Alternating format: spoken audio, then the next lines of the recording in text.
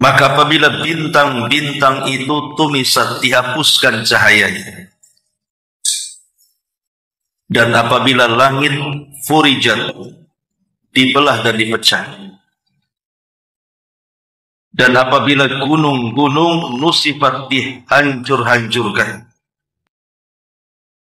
Dan apabila Rasul-Rasul telah ditetapkan waktunya, niscaya dikatakan kepada mereka, sampai hari apakah ditangguhkan azab kepada orang kafir ini? Sampai hari keputusan. Tahukah kamu apa hari keputusan ini? Maka celakalah pada hari itu bagi para pendusta kebenaran. Ma'asyiral muslimat yang dimuliakan Allah Subhanahu wa taala, setelah Allah Subhanahu wa taala bersumpah dengan al-mursalat, maka kita masuk pada jawab daripada sumpah tadi. Bahwa sumpah-sumpah itu digunakan untuk menceritakan sebuah peristiwa yang sangat besar. Innama tu'aduna lawaqi. Sesungguhnya apa yang dijanjikan kepadamu pasti terjadi. Artinya kiamat itu pasti terjadi. Walaupun tidak diketahui kapan terjadinya, tetapi pasti terjadi. Makanya Nabi Shallallahu Alaihi Wasallam ketika datang Arab Badui menemui Nabi dan mengatakan, kapan akan terjadinya kiamat wahai Rasul? Mata sah. Maka Nabi Shallallahu Alaihi Wasallam berpaling dan tidak mau menjawab sampai 3 kali. Baru Nabi Shallallahu Alaihi Wasallam mengatakan, wa ma'adatta laha. Engkau bertanya soal kiamat itu, apa yang kau telah siapkan untuk terjadinya? Maka sang Badui mengatakan, la syai'a ya Rasulullah. Aku tidak memiliki apapun persiapan. Walakinni uhibbullaha wa rasul. Tetapi aku sangat cinta dengan Allah dan Rasul. Maka Nabi Shallallahu Alaihi Wasallam mengatakan, anta ma'aman ahbabta. Engkau akan bersama dengan idola. Lihat bagaimana Nabi Shallallahu Alaihi Wasallam mengatakan kepada Arab Badui ini, wa ma'adatta laha. Apa yang kau persiapkan untuk terjadinya kiamat? Artinya kiamat itu pasti terjadi. Bahkan ketika Jibril alaihi salatu wassalam juga bertanya kepada Nabi Shallallahu Alaihi Wasallam soal kapan terjadinya kiamat, maka Nabi Shallallahu Alaihi Wasallam hanya mengatakan, mal mas'ulu anha bi'a'lama minasail. Tidaklah orang yang ditanya lebih paham dibandingkan orang yang bertanya. Seolah-olah Nabi Shallallahu Alaihi Wasallam mengatakan kiamat itu pasti terjadi, tetapi kapan terjadinya Allahu a'lam. Karena ini perkara gaib. Sebab kalau Nabi Shallallahu Alaihi Wasallam tahu, pasti dia jawab. Makanya dalam hadis Jibril yang sangat panjang itu, Nabi ditanya soal Islam, Rasul jawab. Kemudian juga Rasul ditanya soal iman, Rasul pun menjawab. Kemudian Rasul ditanya soal ihsan, Rasul pun menjawab. Tapi ketika Nabi SAW ditanya soal kapan kiamat, Rasul tidak jawab. Artinya bahwa tidak menjawabnya Rasul bukan berarti tidak terjadi kiamat. Tapi Rasul tidak mengetahui kapan terjadinya.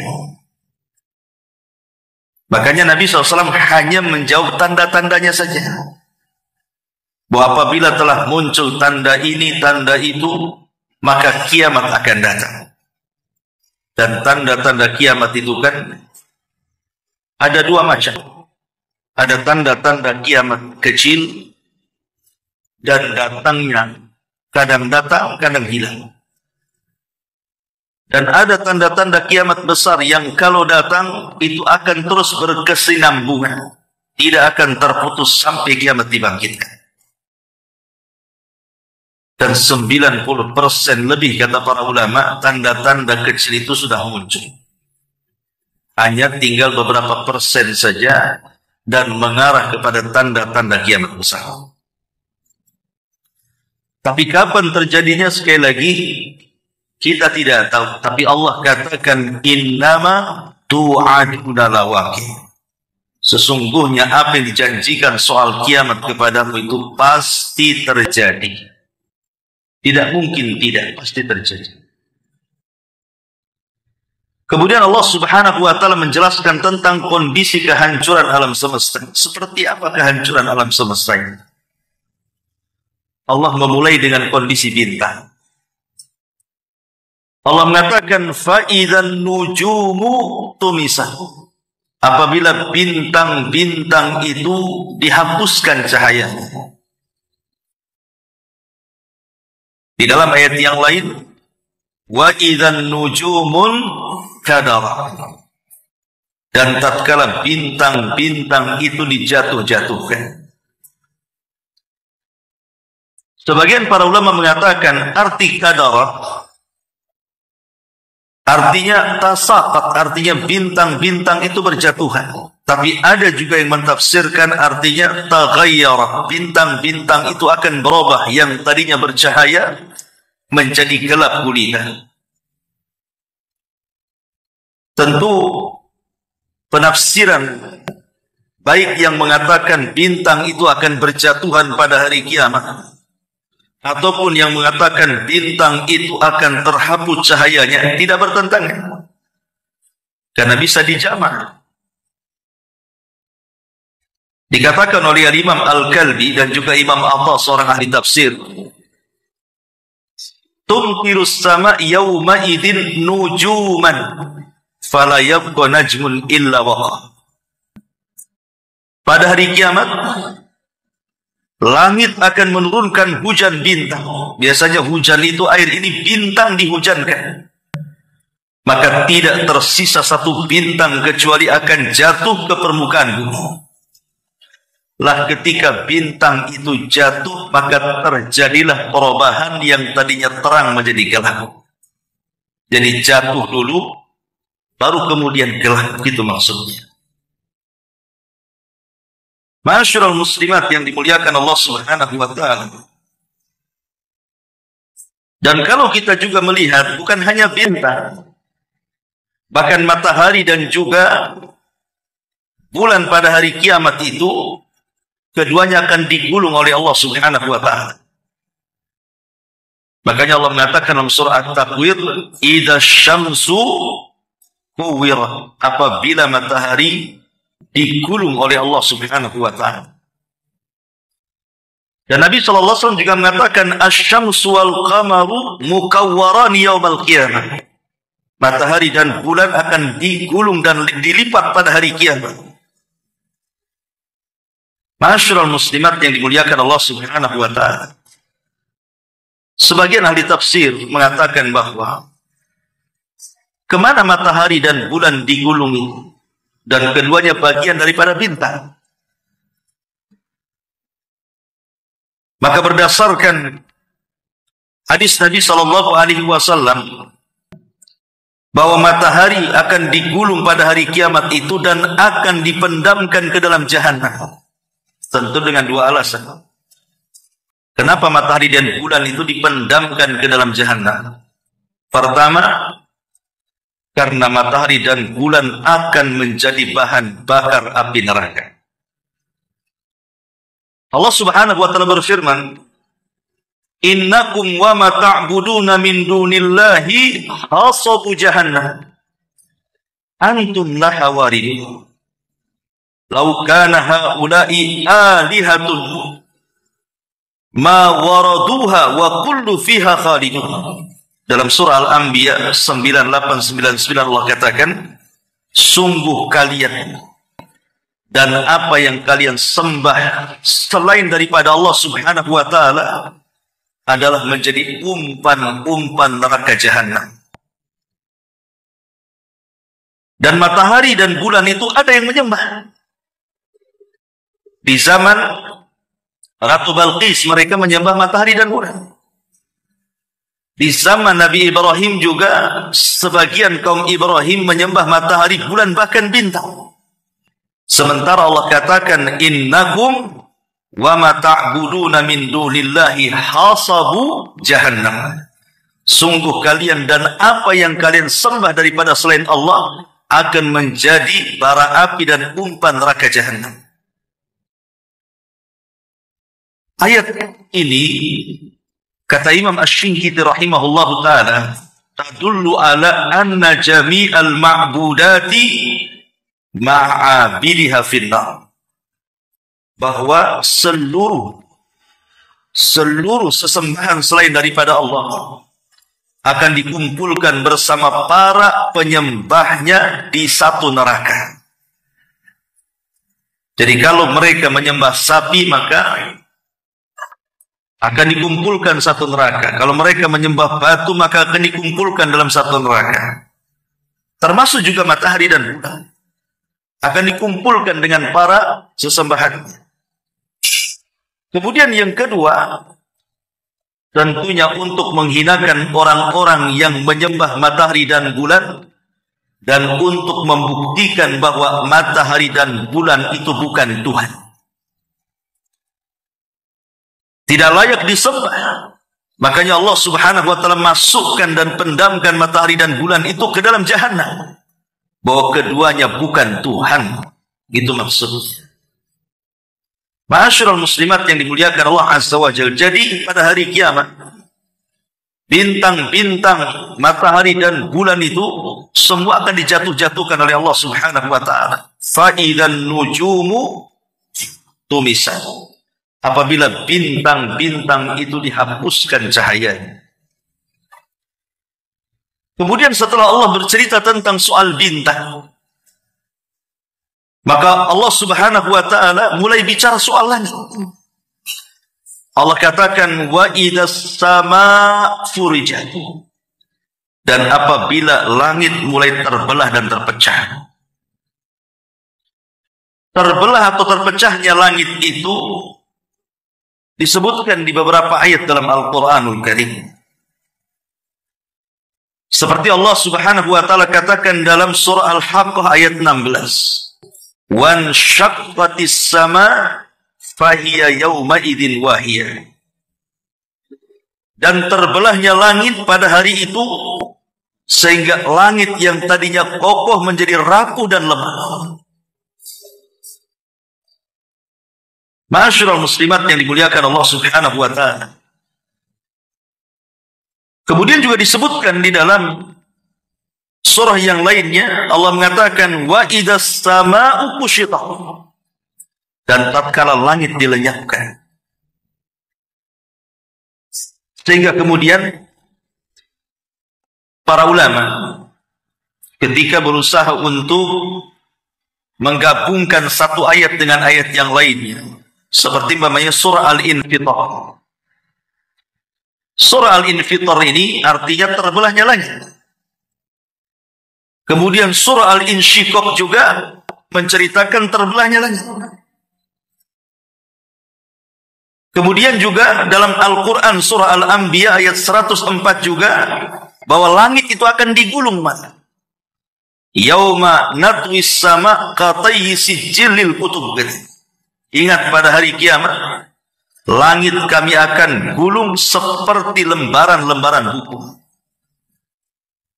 Makanya Allah juga mengatakan dalam surah Az-Zumar ayat 67, wa ma qadarullaha haqqa qadri wal ardu jami'an qabdatuhu yaumal qiyamah was samawat matwiyatun biyamini subhanahu wa ta'ala amma yusyrikun.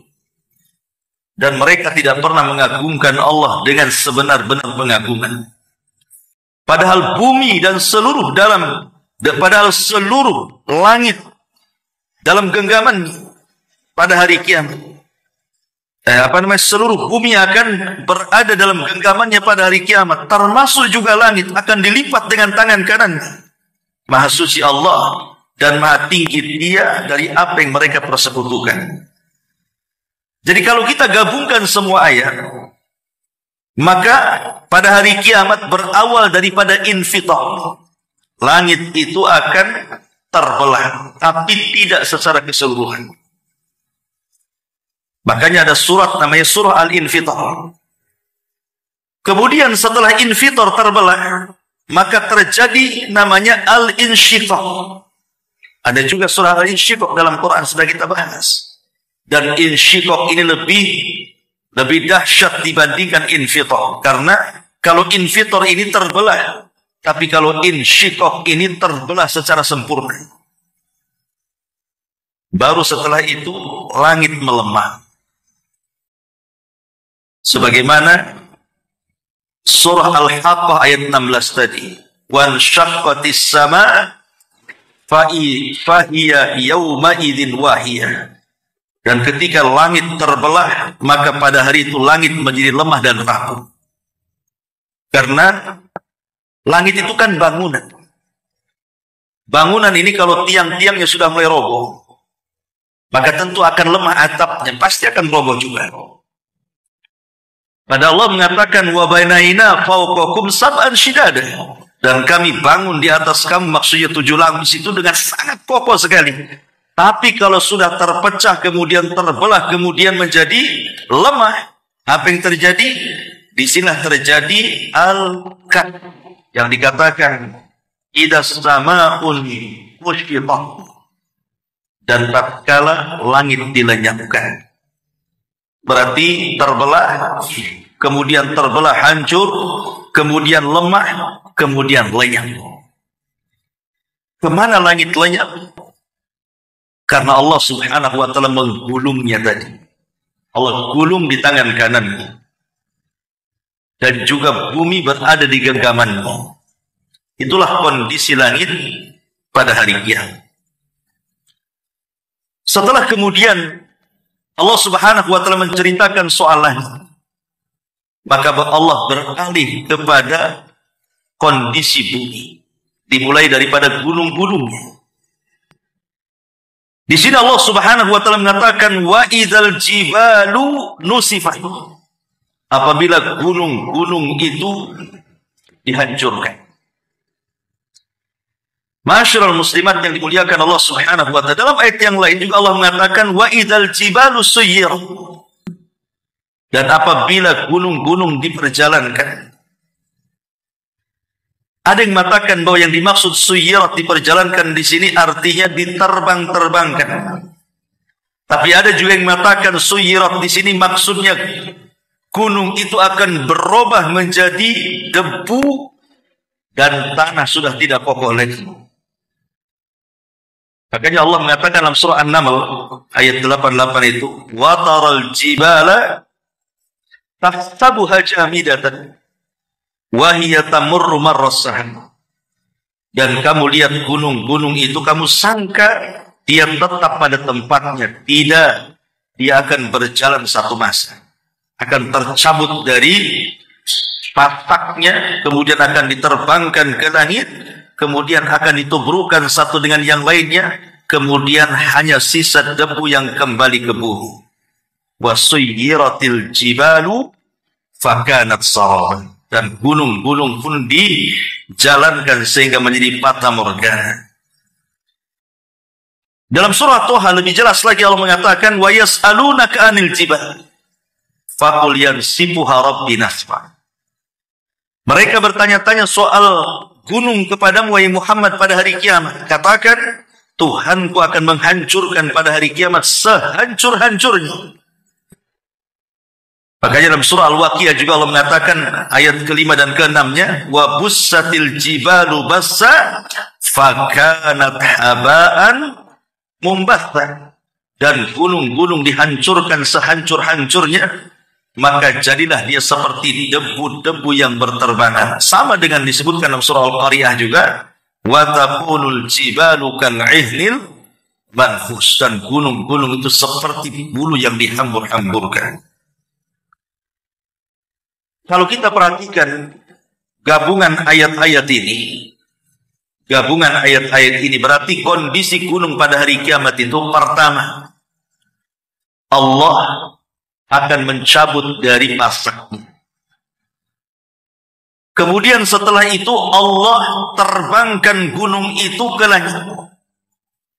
Kemudian setelah itu Allah Subhanahu wa taala hancurkan gunung itu di atas langit. Kemudian gunung-gunung yang kokoh itu menjadi debu yang tidak ada bekasnya dan akan kembali ke bumi. Sehingga bumi sudah tidak ada lagi gunung dan bukit, semua rata. Kalau sekarang masih ada yang meninggi, ada yang merendah. Ada bukit, ada gunung, ada lembah. Tapi nanti pada hari kiamat semua rata. Tidak ada yang meninggi, tidak ada yang merendah. Jadi yang Allah katakan, wal ardu muddas. Dan ketika bumi itu dihamparkan sehampar-hamparnya. Inilah kondisi gunung pada hari kiamat. Yang Allah Subhanahu wa taala katakan di sini, wa idzal jibalu nusifat, dan apabila gunung-gunung itu dihancur leburkan. Tentu bukan hanya gunung-gunung saja yang ada di bumi itu. Di bumi juga ada lautan. Lalu bagaimana nasib lautan pada hari kiamat? Maka Allah Subhanahu wa taala mengatakan dalam surah Tur ayat 6, wal bahril masjur, dan demi lautan yang kelak pada hari kiamat akan dinyalakan. Lautan akan dinyalakan. Karena dalam firman Allah yang lainnya, wa idzal biharu sujjirat, apabila lautan itu akan dinyalakan. Kalimat sujjirat ini sebagian ahli tafsir mengatakan maknanya ukidat. Ukidat itu dinyalakan api. Tapi ada juga yang mengartikan artinya muliat. Maksudnya penuh. Maksud penuh di sini artinya meluap dari lautan ke daratan. Karena dalam ilmu yang sudah kita pahami di sekolah-sekolah kan, bahwa bumi ini lebih banyak lautannya dibandingkan daratannya kan. Jadi kalau dibandingkan persen itu 2,5% atau 2/3%, 2/3 bumi ini kan semua lautan. Jadi daratan itu kan hanya sepertiganya saja. Lah bayangkan 2/3 lautan ini, sementara daratan hanya 3%-nya saja, 30-nya saja. Kemudian lautan ditumpahkan ke daratan, apa tenggelam semuanya? Lain kalau umpamanya lautannya sedikit, jadi ini lautan lebih luas. 2/3, sementara sepertiganya daratan. Makanya ada sebagian yang mengatakan maksudnya sujjirat di sini artinya muliat, artinya akan diluapkan dari dasar lautan, ditumpahkan ke bumi sehingga bumi penuh dengan lautan. Kemudian ada juga yang mengatakan dan lautan akan bergerak. Ma'asyiral muslimat yang dimuliakan Allah Azza wa Jalla, Ibnu Abbas radhiyallahu anhu berkata, uqidat fasara naran tadtarim, lautan akan dinyalakan sehingga menjadi api yang bergejolak. Dalam tafsir yang lain maksudnya zahaba ma'uha falam yabqa fiha qatra. Imam Qatadah mengatakan bahwa lautan akan dikeringkan airnya sehingga tidak tersisa meskipun hanya satu tetes. Dari sini kalau kita kompromikan semua ayat-ayat soal lautan ini, berarti kondisi lautan yang pertama ketika terjadi pada hari kiamat itu, pertama akan diluapkan dulu. Lautan itu akan diluapkan. Kemudian meluber, lalu bergabung dengan air-air yang ada di sungai-sungai. Karena bumi sudah tertutup air. Jadi di sini akan bercampur antara air asin dan air tawar kan gitu. Karena air lautan asin, air sungai tawar akan bercampur di sini. Kemudian Allah mulai menyalakan api. Bagaimana cara menyalakannya? Allahu a'lam. Tapi begitulah Allah katakan, sebagaimana penafsiran Ibnu Abbas, uqidat, maka lautan itu akan dinyalakan. Maka setelah kemudian terbakar seluruh lautan itu, maka akan membakar air sehingga yang tadinya lautan itu menjadi laut api, tiba-tiba kemudian surut dan mengering sehingga tidak ada satu tetes yang tersisa di lautan. Begitulah jamak cara memahami tentang kondisi lautan, karena ada yang mengatakan diluapkan, ada yang mengatakan kemudian dinyalakan dan begitu seterusnya. Ini kondisi lautan. Kalau kondisi darat tentu sudah jelas, Allah mengatakan idza zulzilatil ardu zilzalah. Apabila bumi ini digoncangkan dengan sekali goncangan. Lihat bagaimana Allah tidak mengatakan idza zulzilatil ardu zilzalan. Tetapi Allah mengatakan idza zulzilatil ardu zilzalaha. Ada haknya di situ. Ini kata ganti, kembali kepada bumi. Jadi ketika kemudian zilzal gempa itu diidhofahkan kepada bumi, berarti yang gempa itu bukan satu tempat yang lain, tidak. Berarti satu bumi gempa gitu maksudnya. Karena gempanya disandarkan ke bumi. Kalau sekarang ada gempa di Jogja, di Batam belum tentu gempa. Kemudian juga gempa di Lombok, di Batam juga tidak gempa. Tapi nanti pada hari kiamat gempa ini disandarkan ke bumi. Artinya bukan hanya Lombok, bukan hanya Jogja, bukan hanya Indonesia, satu dunia gempa. Nah itulah kondisi kiamat. Lalu bagaimana dengan harta-harta manusia saat kiamat? Allah gambarkan wa idzal isyaru utilas, dan apabila unta-unta yang bunting itu ditinggalkan. Ini kinayah. Karena orang-orang Arab itu mereka senang dengan unta, dan itulah dunia yang bagi mereka berharga. Arti ketika Allah Subhanahu wa taala mengatakan wa idzal isyaru utilat, berarti pada hari kiamat itu manusia sudah tidak mengurus harta lagi. Saking ketakutan. Karena pada hari kiamat itu semua akan hancur. Mungkin hari ini ibu melihat lautan yang sangat indah, membiru dan begitu seterusnya. Nanti pada hari kiamat, kemana keindahan lautan itu pergi? Tidak akan ada lagi. Hari ini kita melihat ketika purnamanya di langit, bintang yang bertebaran di atas langit sana. Mungkin indah kita lihat hari ini, tapi hari kiamat, kemana keindahan bintang itu? Sudah nggak ada lagi. Kita lihat gunung-gunung, bangunan bertingkat, hotel-hotel pencakar langit, bangunan-bangunan pencakar langit. Nanti pada hari kiamat lo nggak ada, kena gempa semua. Jadi pada hari itu nggak ada lagi peduli orang itu dengan kekayaan. Wa idzal isyaru utilas. Itulah kondisi gambaran singkat yang disebutkan dalam surah Al-Mursalat. Baru kemudian beralih setelah terjadi kiamat yang luar biasa. Baru beralih kepada hari setelah kiamat. Allah mengatakan di sini wa idar rusulu uqitat. Apabila rasul-rasul itu telah ditetapkan waktunya. Maksudnya apa? Maksudnya setelah kiamat ditetapkan, kemudian dihancurkan alam semesta dengan sehancur-hancurnya. Kemudian manusia mulai beralih dari kehidupan dunia kepada kehidupan akhirat. Mulailah manusia dibangkitkan pada hari itu oleh Allah Subhanahu wa taala dari setiap tulang ekor manusia. Setelah dibangkitkan, kemudian dikumpulkan. Di mana? Di padang mahsyar. Disinilah Allah katakan wa idar rusulu uqitat. Ketika rasul-rasul, nabi-nabi itu sudah ditetapkan waktunya untuk dimintai pertanggungjawaban di hadapan Allah atas risalah yang disampaikan kepada umat. Nanti Nuh alaihi salatu wassalam itu akan dipanggil oleh Allah Subhanahu wa taala pada hari kiamat. Dan seluruh umat Nuh dipanggil. Kemudian Allah katakan kepada Nuh, Nuh, sudahkah kau sampaikan risalahku kepada umat? Maka Nuh alaihi salatu wassalam mengatakan, sudah ya Rabb, sudah.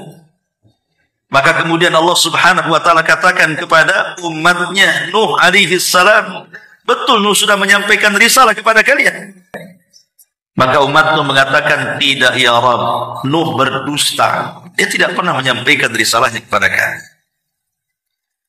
Maka Allah Subhanahu wa ta'ala katakan, ya Nuh, lihat umatmu mengatakan engkau berdusta. Engkau belum menyampaikan risalahku. Ada enggak saksi yang mendukungmu bahwa engkau menyampaikan risalahnya? Kata Nuh, ada. Kemudian Nabi Nuh alaihi salatu wassalam mengisyaratkan kepada kita, kepada umat Nabi sallallahu alaihi wasallam. Maka dari sini Allah Subhanahu wa taala katakan, fa kaifa idza ji'na min kulli ummatin bisyahid.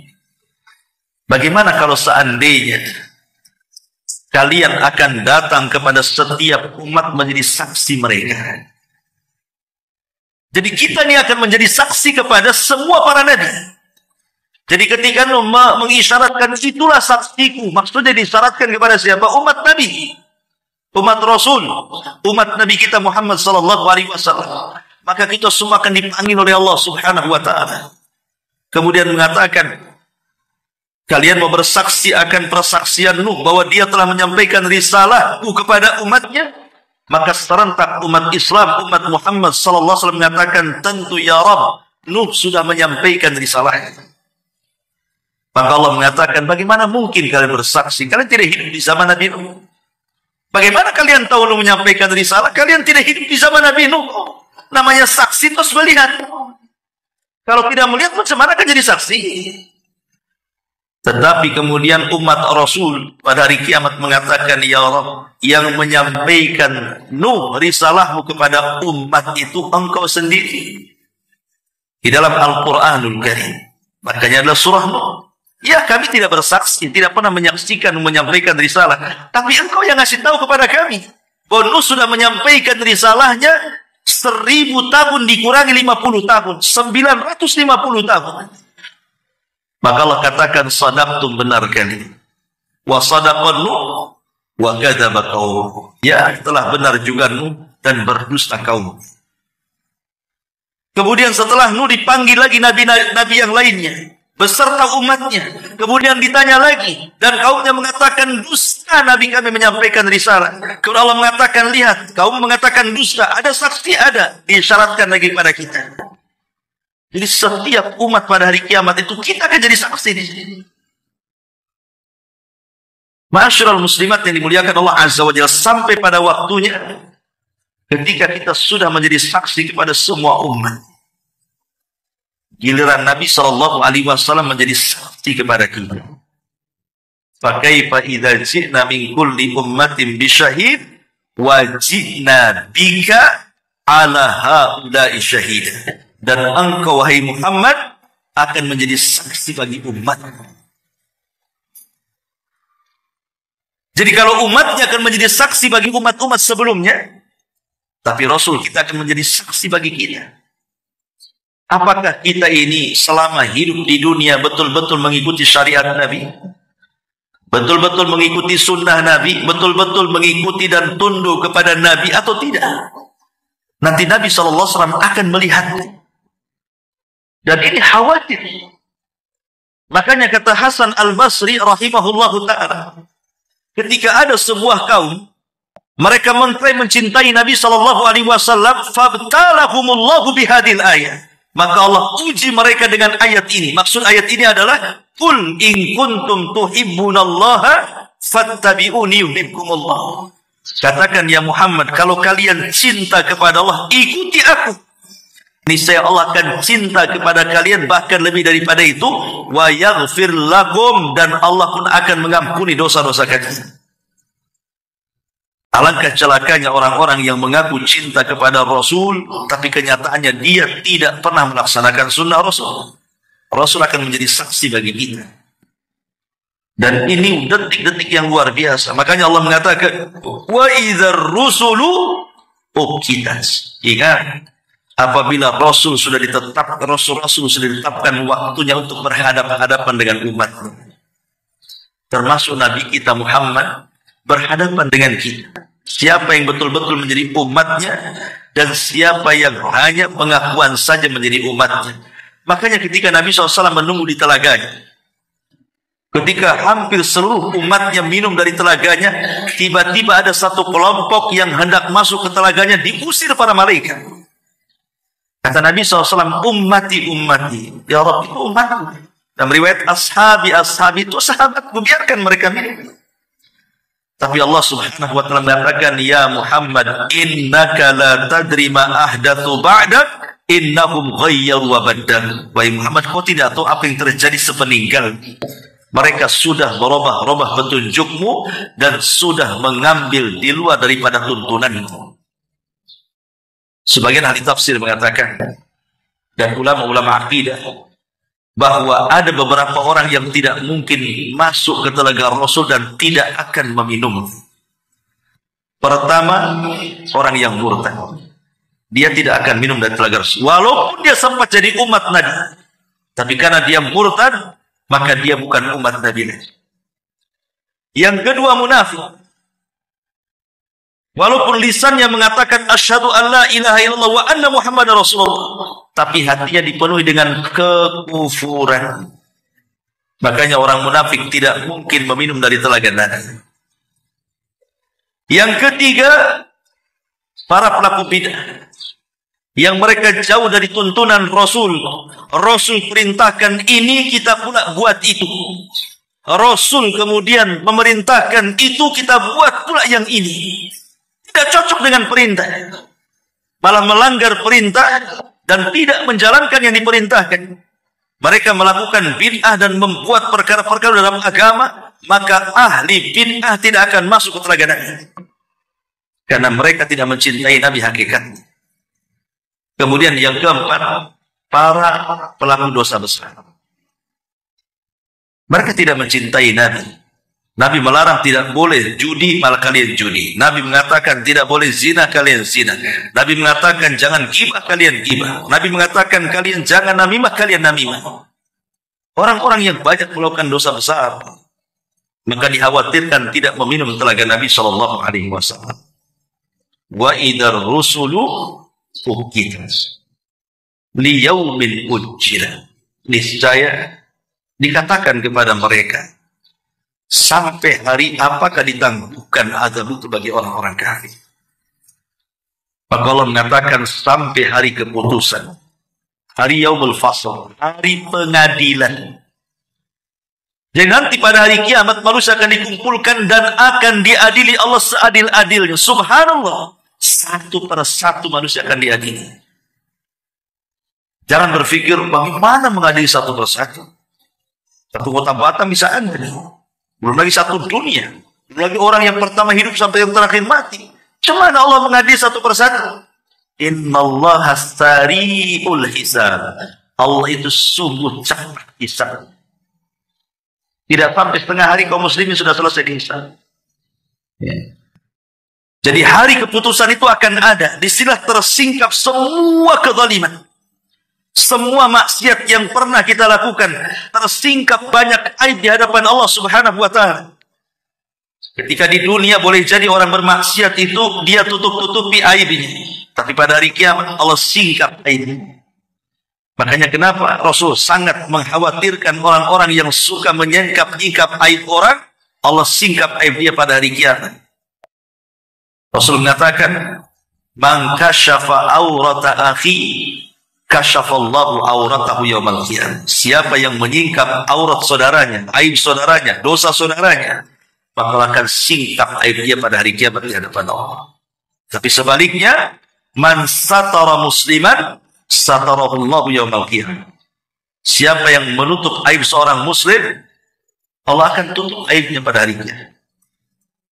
Termasuk orang-orang yang menceritakan aibnya sendiri. Allah sudah tutup baik-baik. Diceritakan pula aibnya sendiri. Itulah mujahir. Orang mujahir tidak akan dimaafkan, akan dibongkar pada hari kiamat dosa-dosanya.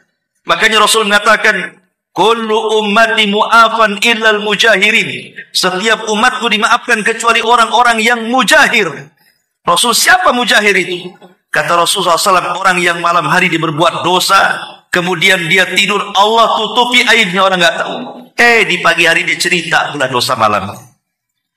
Dia di siang hari melakukan dosa, Allah tutup tuh aibnya sampai malam. Di malam hari bukan cerita dosa siang. Orang ini tidak akan diampuni oleh Allah, dibongkar aibnya pada hari kiamat. Termasuk para pengkhianat akan diberikan bendera dan dia mengatakan inilah orang yang berkhianat. Termasuk orang-orang yang sombong di dunia, Allah kecilkan tuh badannya di akhirat. Allah tampakkan bagaimana ketika di dunia merasa sombong besar di hadapan manusia. Di akhirat Allah kecilkan pula badannya. Yuhsyarun nas yaumal qiyamah, yuhsyarul mutakabbiruna yaumal qiyamah, amsalidz-dzar fi suratul rijal, kata Rasul. Orang-orang yang sombong itu, maka mereka akan dikecilkan, lihat aibnya ditampakkan. Ya, boleh di dunia Anda besar, tapi di akhirat Anda kecil. Termasuk juga orang-orang yang suka berdusta, yang terus berdusta, hatta yuktaba indallahi kadzdzaba. Sampai nanti pada hari kiamat dicap di dahinya dia kadzdzab, pendusta. Jadi banyak dosa akan disingkap. Dosa-dosanya orang-orang munafik yang di dunia menampakkan keislaman, hatinya menyebutkan kufuran, semua akan disingkap pada hari ini. Jadi banyak dosa-dosa yang akan disingkap di peradilan Allah Subhanahu wa ta'ala. Dan ingat, di dunia banyak kantor-kantor pengadilan, tapi belum tentu dapat keadilan. Tapi di akhirat, pasti kita akan dapat keadilan yang sesungguhnya. Karena Allah yang langsung mengadili satu persatu. Liyaumil fasl. Pada hari di mana Allah akan memutuskan perkara hamba-hambanya. Kemudian Allah mengatakan, wa ma adraka ma yaumul fasl. Tahukah kamu hari keputusan? Tidak perlu dijawab karena ini sudah paham semuanya. Tapi Allah katakan, wailun yauma idzil lil mukadzibin. Celaka pada hari itu bagi para pendusta. Di sini Allah mengulang, nanti kalau ibu baca surah Al-Mursalat itu, Allah mengulang kalimat wailun yauma idzil lil mukadzibin berapa kali? 10 kali. Nanti akan terulang-ulang. Wailun yauma idzil lil mukadzibin, wailun yauma idzil lil mukadzibin. Allah ulang 10 kali. Kenapa? Ada apa diulang-ulang sampai 10 kali? Karena ini bukan kebiasaan Allah mengulang-ulang ayat dalam surat. Ada yang terulang-ulang, tapi tidak sebanyak ini maksudnya. Bukan kebiasaan Allah mengulang-ulang ayat sampai 10 kali dalam satu surat itu. Menunjukkan ada apa di sini kan? Al-Imam Al-Qurtubi rahimahullah telah mengatakan bahwa mengulang-ulang ayat ini berkali-kali karena banyak hal di mana orang-orang musyrik Arab itu terlalu mendustakan agama. Dan mereka saking mendustakannya soal hari kebangkitan, soal ada kehidupan setelah kematian, soal ada keputusan dan juga hisab dan yang lainnya. Makanya Allah ulang-ulang. Karena orang-orang musyrik itu, kata Qurtubi, Imam Al-Qurtubi, mereka terutama sangat mendustakan hari kebangkitan. Makanya Allah ulang-ulang. Dan mereka mendustakan. Lah karena saking banyaknya orang-orang musyrik itu mendustakan tentang hari akhir, makanya Allah pun perbanyak kalimat wailun yauma idzin lil mukadzibin. Celaka pada hari itu bagi para pendusta akan hari kehidupan setelah kematian dan balasan setelah kematian manusia. Nah, di antara penjelasan dari para ulama tersebut, berarti kalau kita simpulkan semuanya, bahwa hari kiamat itu pasti terjadi. Adapun kejadiannya kapan, wallahu a'lam. Tapi yang jelas bahwa sebelum kiamat itu terjadi dimulai dengan tanda-tanda kiamat kecil, kemudian tanda-tanda kiamat besar. Dimulai dengan munculnya Dajjal, kemudian turunnya Isa bin Maryam, kemudian keluarnya atau hancurnya benteng Ya'juj wa Ma'juj. Kemudian setelah itu muncul dukhan, artinya asap yang pekat yang melekat di langit hitam. Kemudian matahari terbit dari arah barat. Kemudian muncul binatang yang bisa bicara. Kemudian setelah itu muncul gempa dari arah timur, gempa dari arah barat, gempa dari Jazirah Arab, dan ditutup dengan api yang menggiring manusia dari Aden Yaman, kemudian dikumpulkan di Syam. Baru terjadi kiamat besar. Di mana langit mulainya dipecahkan. kemudian dibelah secara sempurna, kemudian dilenyapkan karena digulung oleh Allah Subhanahu wa taala.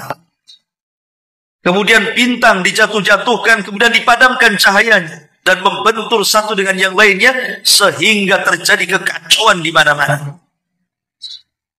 Kemudian bumi, di daratan terjadi gempa hebat, di lautan diluapkan, kemudian airnya disatukan, air lautan dengan air sungai, kemudian dinyalakan, kemudian dikeringkan sehingga tidak ada satu tetes lagi air yang ada di bumi.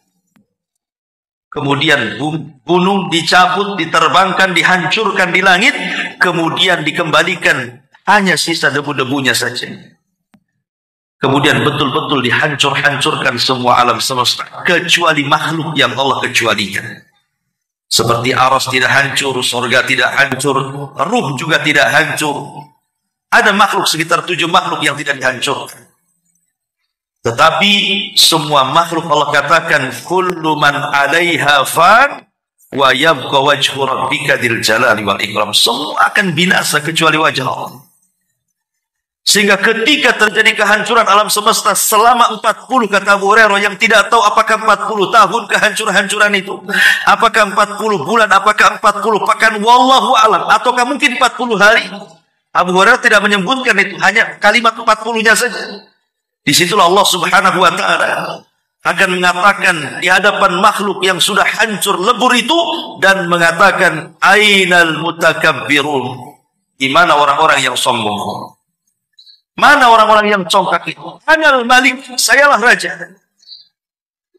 Ainal mutakabbirun, mana orang-orang yang sombong itu? Anal malik, sayalah raja. Kemudian Allah Subhanahu wa ta'ala mengatakan, limanil mulkul yaum. Kalian sudah tahu ini milik siapa kekuasaan ini semuanya? Tidak ada yang jawab karena semua sudah hancur. Maka Allah jawab sendiri dan mengatakan, lillahil wahidil qahhar. Semua adalah milik yang satu, yang Maha Esa dan Maha mampu untuk menghakimi segalanya. Dialah Allah Subhanahu wa ta'ala.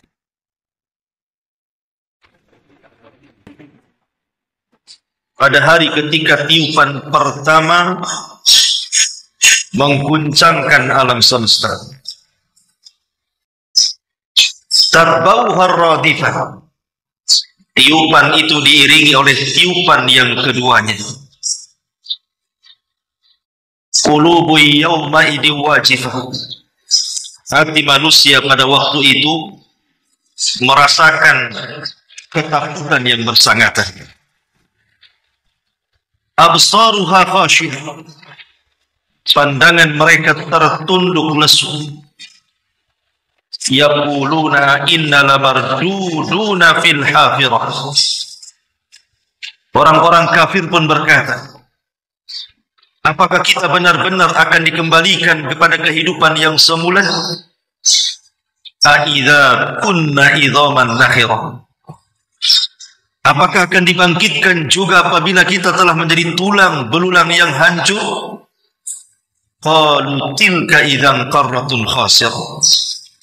Mereka pun berkata, kalau demikian itu adalah sesuatu pengembalian yang sangat merugikan. Fa innama hiya zajratu wahidah. Maka pengembalian itu hanyalah dengan sekali tiupan saja. Fa'idha hum bisahirah, maka seketika mereka hidup kembali di bumi yang baru, maksudnya padang mahsyar. Ma'asyiral muslimat yang dimuliakan Allah Subhanahu wa ta'ala, ayat ini menggambarkan kepada kita tentang situasi hari kiamat. Di dalam hadis yang dikeluarkan oleh Imam Muslim dari sahabat Abi Hurairah radhiyallahu anhu, khairu yaumin tala'at alaihi syamsu yaumal jum'ah fihi khuliqa Adam wa fihi udkhilal jannah wa fihi ukhrija minha wa la taqumus sa'atu illa fi yaumil jum'ah. Kata Nabi SAW, sebaik-baik hari selama matahari terbit dari awal sampai akhir adalah di hari Jumat. Pada hari Jumat inilah Adam diciptakan. Dan pada hari Jumat pula Adam dimasukkan ke dalam surga. Dan pada hari Jumat pula Adam dikeluarkan dari surga. Dan tidak mungkin tegak hari kiamat kecuali di hari Jumat. Bahkan dalam riwayat yang lain, khairu yaumin tala'at fihi syamsu yaumul Jum'ah. Fihi khuliqa Adam wa fihi uhbita wa fihi tiba alaihi wa fihi uhbita wa fihi taqumu as-sa'a ala ma 'ala al-ardi min dabbatin illa wa hiya tusbihu yaumal jum'ati musihatan hatta tatlu asy-syamsa syafaqatan minas sa'a illa ibn Adam wa fihi sa'atun la yusadifuha 'abdun mu'min wa huwa fi sholati yas'alullah syai'an illa a'tahu iyyah. Sebaik-baik hari selama matahari terbit adalah hari Jumat. Pada hari Jumat ini Adam diciptakan, Adam diturunkan, dan pada hari Jumat pula taubat Adam diterima. Pada hari Jumat Adam diwafatkan, dan pada hari itu pula kiamat dibangkitkan. Semua hewan di muka bumi berada di pagi hari Jumat dalam keadaan terus melihat dan mendengar sehingga terbitnya matahari, karena mereka takut akan datangnya hari kiamat, kecuali manusia. Pada hari Jumat ada satu waktu yang tidaklah seorang mukmin pun berdoa ketika sholatnya meminta sesuatu kepada Allah bertepatan dengan waktu itu, kecuali Allah Subhanahu wa Ta'ala akan mengabulkan. Dari dua riwayat ini kita tahu bahwa kiamat itu hanya disebutkan harinya saja. Adapun tanggalnya, adapun bulan dan tahunnya tidak disebutkan. Tanggal berapa, bulan berapa, tahun berapa, tidak disebutkan kiamat itu kapan. Tetapi Allah Subhanahu wa Ta'ala menghabarkan kepada kita lewat lisan Rasul bahwa yang jelas kiamat itu terjadi di hari Jumat, hari sakralnya kaum muslimin. Yang ajaib adalah semua binatang mereka akan merasakan datangnya kiamat. Makanya setiap hari Jumat binatang itu kalau sudah mendekati waktu fajar, antara fajar ke matahari terbit, maka binatang itu akan terus memperhatikan, mendengar dan melihat apakah bumi ini masih tetap ada ataukah dihancurkan. Kecuali manusia. Manusia tidak tahu menahu masalah itu, tapi binatang Allah berikan insting, mampu merasakan akan terjadi kiamat atau tidak. Apabila kemudian tidak terjadi apa-apa, maka mereka senang. Tapi kalau sudah tanda-tanda kiamat muncul, maka mereka ketakutan. Dan ini keajaiban alam semesta Allah Subhanahu wa Ta'ala anugerahkan kepada binatang. Dan kiamat itu terjadi antara terbit fajar sampai terbit matahari. Artinya kiamat itu terjadi di pagi hari. Ma'asyiral muslimin, muslimat yang dimuliakan Allah Subhanahu wa Ta'ala, disebutkan di dalam beberapa ayat dalam Al-Qur'anul Karim, wa yawma yanfuhu fis suri fafazi'a man fis samawati wa man fil ardi illa man syaa Allah wa kullu atauhu dakhirin. Dan ingatlah hari ketika ditiupkan sangkakala, maka terkejutlah segala yang ada di langit dan segala yang ada di bumi, kecuali sesiapa yang Allah kehendaki. Dan mereka semua datang menghadap Allah dengan merendahkan. An-Naml ayat 87.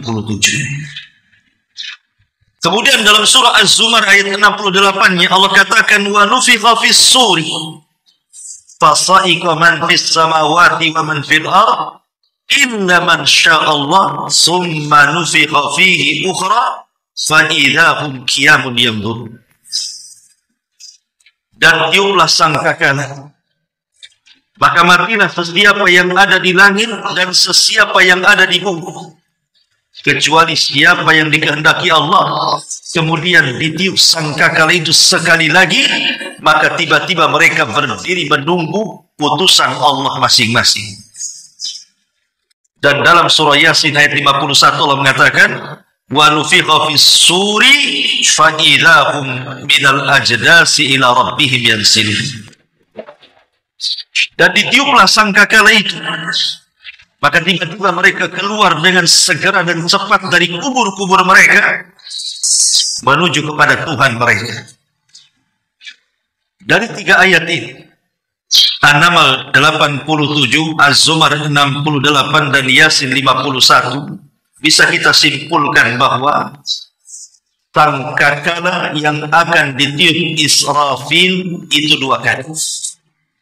Walaupun ada yang berpendapat 3 kali. Tiupan yang pertama disebut dengan tiupan kejutan dan kematian. Itulah yang disebut yauma tarjufu rajifah. Tiupan kejutan dan tiupan kematian. Adapun tiupan yang kedua adalah tiupan kebangkitan. Itulah yang dikatakan di sini tatba'uha radifah. Jadi yauma tarjufur rajifah, tiupan sangkakala pertama, tatba'uha radifah, itu tiupan sangkakala kedua. Ma'asyiral muslimin yang dimuliakan Allah Subhanahu wa taala,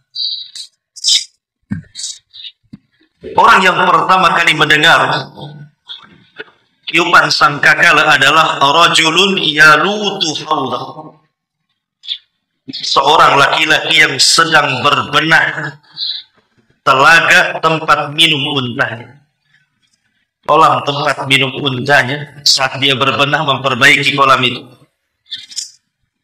tiba-tiba kemudian dia mendengar tiupan sangkakala, maka orang inilah yang pertama pingsan kemudian mati. Kemudian disusul 2 orang yang sedang jual beli pakaian. Apabila sudah selesai mereka melakukan akad dan pakaian pun atau kain itu pun akan diberikan, maka tiba-tiba keduanya mendengar tiupan sangkakala, keduanya pun pingsan kemudian mati. Baru kemudian orang yang sedang minum, belum sampai minuman itu di mulutnya, tiba-tiba dia mendengar suara tiupan sangkakala, dia pun terkejut kemudian dia mati. Kemudian disusul oleh manusia-manusia yang lain. Ma'asyiral muslimat yang dimuliakan Allah Subhanahu wa taala, kiamat ini tidak mungkin menyentuh orang-orang yang beriman. Kiamat pertama, tiupan sangkakala pertama, atau hari kehancuran alam semesta tidak akan menyentuh orang-orang yang beriman. Yang akan merasakan kiamat itu hanya orang-orang kafir saja. Karena sebelum terjadinya tiupan sangkakala pertama, maka Allah Subhanahu wa taala akan kirimkan angin sepoi-sepoi yang berasa dingin rasanya, kemudian menyentuh setiap ketiak yang memiliki sebiji zarah dari keimanan. Angin itulah yang menjemput nyawa-nyawa mereka, sehingga tidak ada yang hidup kecuali orang kafir. Saat itulah Ka'bah sudah tidak ada lagi orang yang berangkat haji. Bahkan Ka'bah dihancurkan oleh seorang laki-laki namanya Dzulsuwaikatain. Kemudian Al-Quran diangkat dalam satu malam, sehingga Al-Quran hilang dalam catatan-catatan mushaf dan hilang di dalam dada-dada para penghafal. Kemudian juga sudah tidak ada lagi orang yang mengucapkan kalimat la ilaha illallah. Maka tidak ada yang hidup kecuali orang kafir di sini. Ketika orang-orang kafir mereka hidup layaknya manusia hidup di dunia, di sinilah Nabi SAW mengatakan la taqumus sa'ah illa ala syiraril khalqi. Tidak mungkin tegak hari kiamat kecuali kepada orang yang paling buruk yang hidup di permukaan bumi. Ma'asyiral muslimat yang dimuliakan Allah Subhanahu wa taala. Di zaman Nabi ada Arab Badui bertanya soal kiamat. Ya Rasulullah, mata sa'ah. Rasul, kira-kira kiamat itu kapan? Nabi tidak menjawab. Kemudian orang Badui ini bertanya lagi, Rasul, mata sa'ah, kapan kiamat? Tapi Rasul tidak mau menjawab. Sampai 3 kali. Setelah 3 kali baru Nabi SAW mengatakan, Anda ini bertanya soal kiamat dari tadi. Wa ma'adat laha, apa yang kau siapkan kalau memang kiamat itu betul-betul terjadi? Rasul balik bertanya, apa yang kau siapkan dari tadi? Tanya kiamat terus. Maka Arab Badui mengatakan, la syai'a ya Rasulullah, aku tidak memiliki persiapan. Walakinni uhibbullah wa rasul. Tapi aku cinta dengan Allah dan Rasul. Maka Rasul mengatakan, anta ma'aman ahbabta. Kalau begitu engkau akan bersama orang yang kau cintai. Tapi lihat bagaimana Nabi SAW setiap ditanya kapan kiamat, Rasul tidak menjawab. Bahkan ketika Jibril bertanya juga kepada Nabi SAW, mata sa'ah, kapan kiamat wahai Muhammad? Maka Rasul hanya mengatakan, mal mas'ulu anha bi'alama minas sa'il. Orang yang ditanya tidak lebih paham dibandingkan orang yang bertanya. Artinya Rasul dan Jibril yang bertanya sama-sama tidak tahu kapan kiamat. Tapi begitulah para nabi. Semua para nabi disibukkan oleh kaumnya dengan pertanyaan satu, kapan kiamat? Kaumnya Nuh datang kepada Nuh bertanya, Nuh, kapan kiamat? Kaumnya Syuaib bertanya kepada Syuaib, kapan kiamat? Kaumnya Nabi Saleh bertanya kepada Nabi Saleh, kapan kiamat? Kaumnya Nabi Ibrahim datang kepada Ibrahim, kapan kiamat? Seluruh para nabi disibukkan dengan pertanyaan kapan kiamat. Termasuk Nabi kita Muhammad SAW pun tidak lepas disibukkan dengan pertanyaan kapan kiamat. Sampai kepada Jibril bertanya kepada Rasul soal kiamat.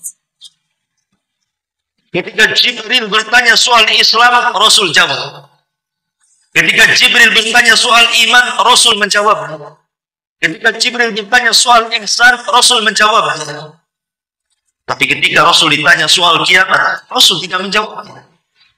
Rasul hanya menjawab tanda-tandanya saja. Menunjukkan apa?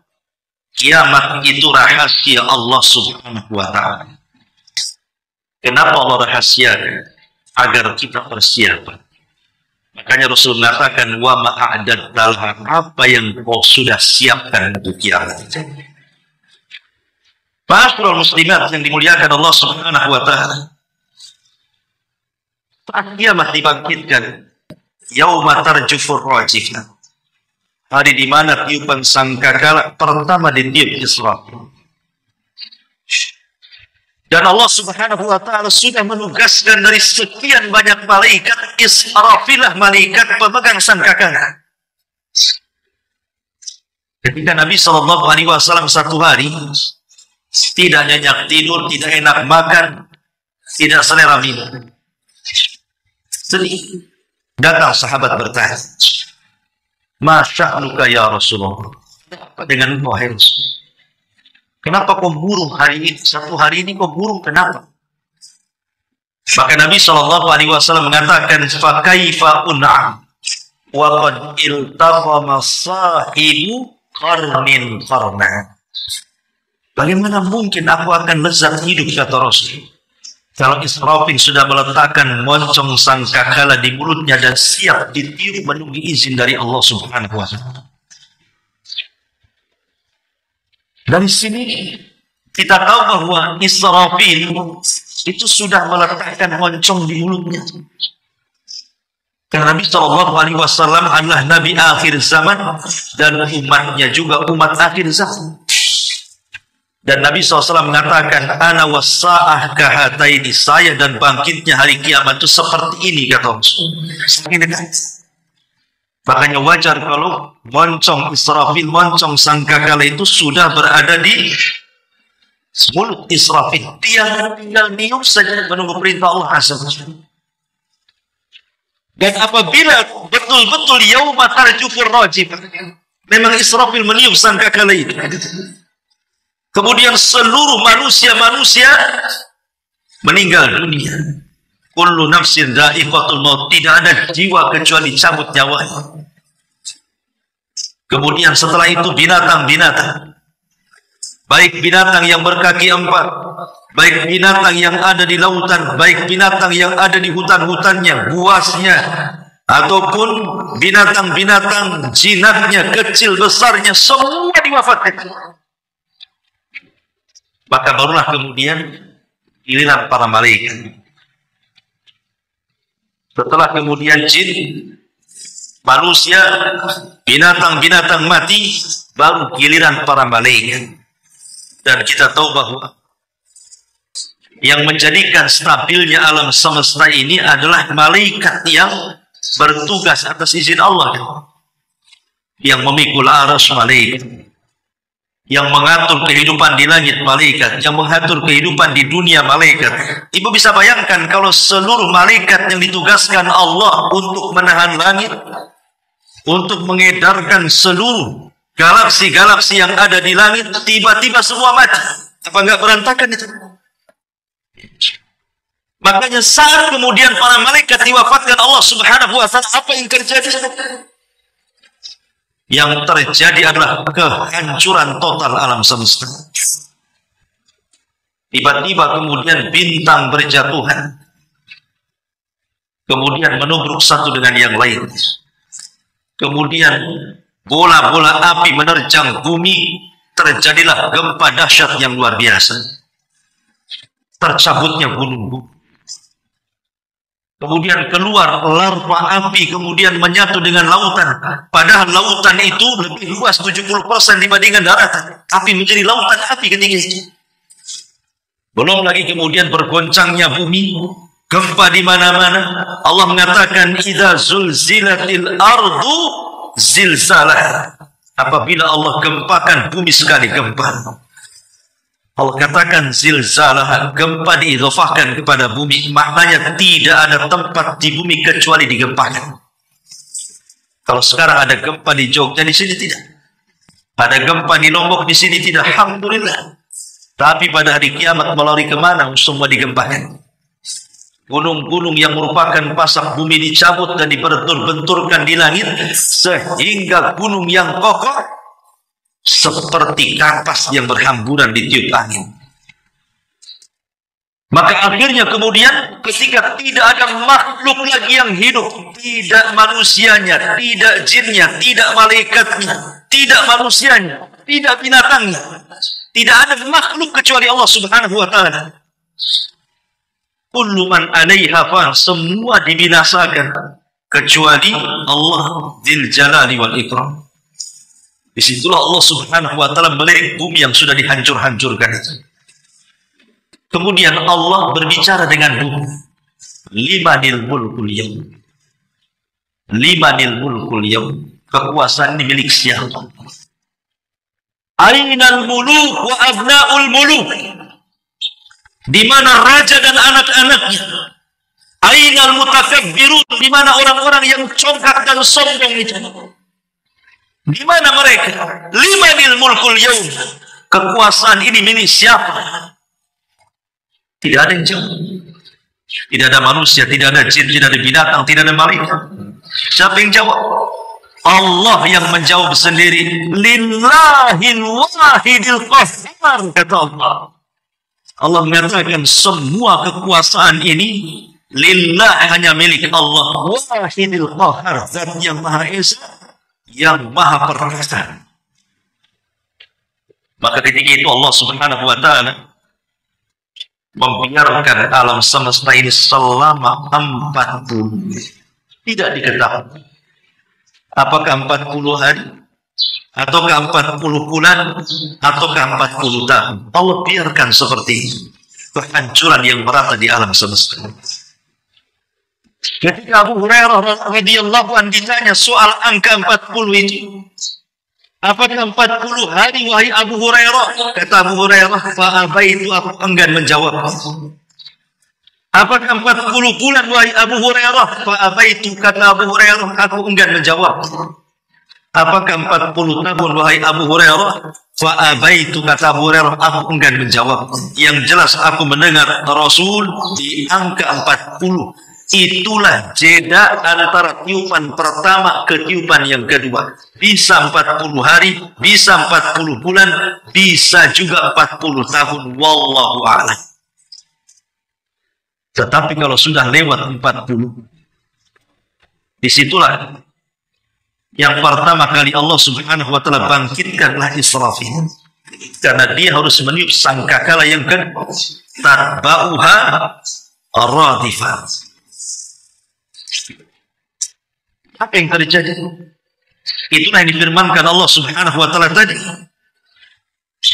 di mana Allah subhanahu wa ta'ala mengatakan wa nufikha fis suri fa idahum minal ajdasi ila rabbihim yansirun. Dan ditiuplah sangkakala, maka tiba-tiba mereka keluar dengan bersegera dari kuburan mereka menuju Tuhan mereka untuk mempertanggungjawabkan semua perbuatan mereka di dunia. Ketika manusia mulai dibangkitkan dan bumi tempat dibangkitkan sudah bukan bumi yang kita pijak, yauma tubaddalul ardh ghairal ardi, pada hari kami ganti bumi dengan bumi yang baru, bukan bumi yang kita pijak dilenyapkan kemudian Allah ciptakan bumi yang baru, tidak, tetap bumi ini juga yang dipijak kita, bumi padang mahsyar. Dan bumi padang mahsyar itu dimulai daripada Syam, Palestina. Disitulah Ardul Mahsyar. Sebelum kiamat manusia dikumpulkan di situ, dan setelah kiamat juga manusia dikumpulkan di situ. Ardul Mahsyar wal Mansyar. Bumi manusia dikumpulkan dan bumi manusia dibangkitkan juga di situ. Maka bumi ini dirubah bentuknya oleh Allah subhanahu wa ta'ala sehingga warnanya putih bersih seperti tepung, seolah-olah tidak ada orang yang menginjak dosa di atasnya. Disitulah Allah subhanahu wa ta'ala perintahkan hujan. Kemudian dengan hujan itulah maka akan mengenai setiap tulang ekor manusia. Dari situlah Allah bangkitkan seluruh manusia sejak zaman Nabi Adam sampai yang terakhir mati. Dari tulang ekor yang kadang tidak bisa dilihat kecuali dengan alat. Tetapi tulang itu tidak mungkin hancur. Sehebat apapun alam semesta dihancur-hancurkan Allah, tulang ekor sejak zaman Nabi Adam sampai yang terakhir mati tidak Allah hancurkan. Walaupun mungkin bisa dilihat, hanya bisa lewat alat-alat. Bahkan boleh jadi mungkin kalau dengan kasat mata tidak bisa dilihat. Tapi rupanya dari situ Allah bangkitkan kita semua. Dari setiap tulang ekor kita. Dan itu satu di antara 7 makhluk saat kiamat tidak dihancurkan Allah Azza wa Jalla. Maka ketika terjadi hujan lebat, kemudian air itu mengenai setiap tulang ekor sejak zaman Nabi Adam sampai yang terakhir mati, maka menyatulah kembali tulang-tulang entah dari mana datangnya. Daging-daging entah dari mana datangnya, kemudian kulit-kulit dan menyatu kembali, kemudian menjadi jasad semula. Seperti mereka dilahirkan. seperti jasad semua, tapi tidak ada ruh. Kemudian setelah mereka menjadi jasad, maka Allah Subhanahu wa taala firmankan, wa alqat ma fiha wa takhallat. Maka kami keluarkan beban-beban isi bumi dilempar ke permukaan. Jadi jasad sebanyak itu dilempar ke permukaan dan berada di atas bumi padang mahsyar. Sejak zaman Adam sampai terakhir. Ma'asyiral muslimat yang dimuliakan Allah Subhanahu wa taala, apa yang terjadi? Maka saat itulah Israfil diperintahkan untuk meniup sangkakala. Ketika ditiup itulah maka ruh yang berada di ruhnya orang-orang yang beriman melesat semuanya. Dan ruhnya orang-orang kafir yang ada di sijin, di bawah intip bumi yang paling dasar, melesat semua ke permukaan. Dan mereka tidak ada yang tertukar antara ruh yang dan jasad sejak Adam sampai terakhir mati. Ruh tahu di mana tempatnya. Maka ketika semua manusia sudah hidup, dan Allah mengatakan, wa idzan nufusu zuwijat, ketika ruh disatukan dengan jasadnya, maka yang pertama kali ciuman adalah Nabi Sallallahu Alaihi Wasallam. Ana awal man yanshaqqu fihil qabr. Sayalah orang yang pertama kali dibelah kuburannya. Artinya saya yang pertama kali dibangkitkan, kata Rasul. Kemudian aku melihat Nabi Musa sedang bersandar, sehingga aku tahu apakah aku lebih dulu dibandingkan dia.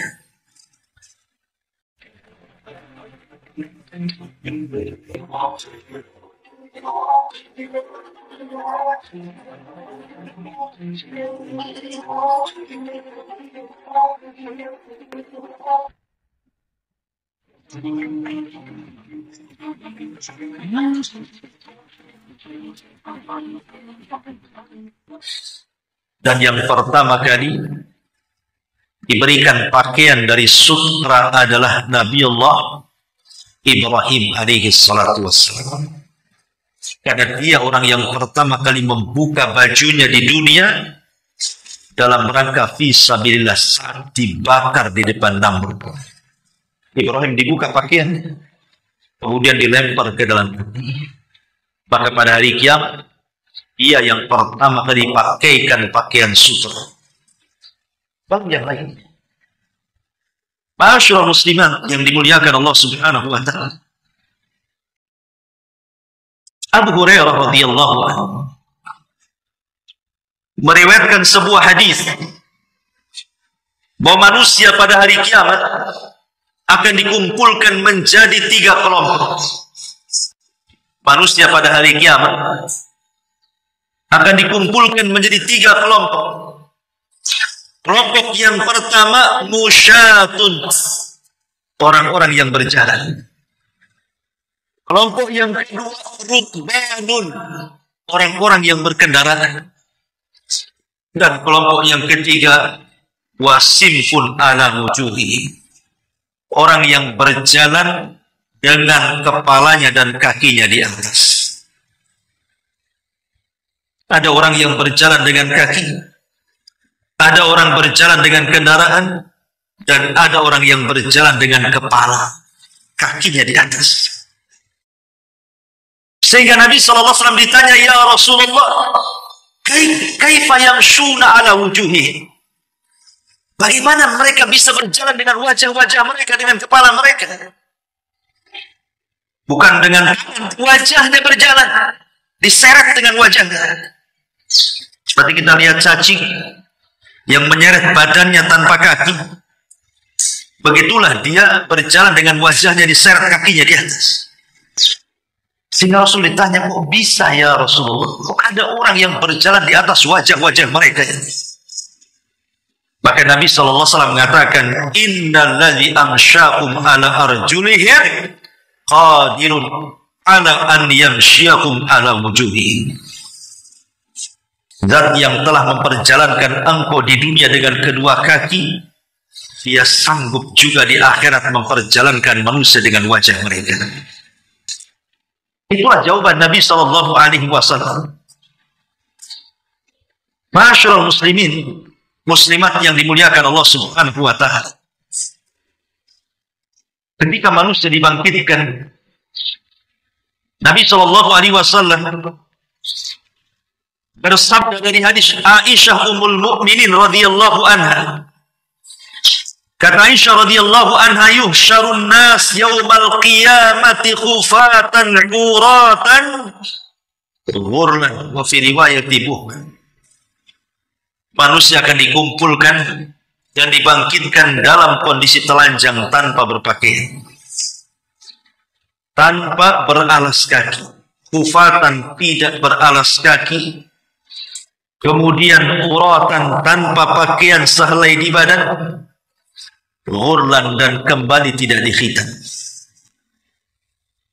Artinya kulit yang pernah dibuang akan dikembalikan, karena kulit itu akan jadi saksi di hadapan Allah, sehingga tidak boleh ada yang kurang dalam badan kita. Maka dikembalikan. Yang sudah dikhitan dikembalikan supaya menjadi saksi, harus lengkap di hadapan Allah. Ma'asyiral muslimat yang dimuliakan Allah, dalam riwayat Buhman, tanpa membawa harta satu pun di badan. Kalau sudah seperti ini, apa yang disombongkan? Karena semua dibangkitkan sama.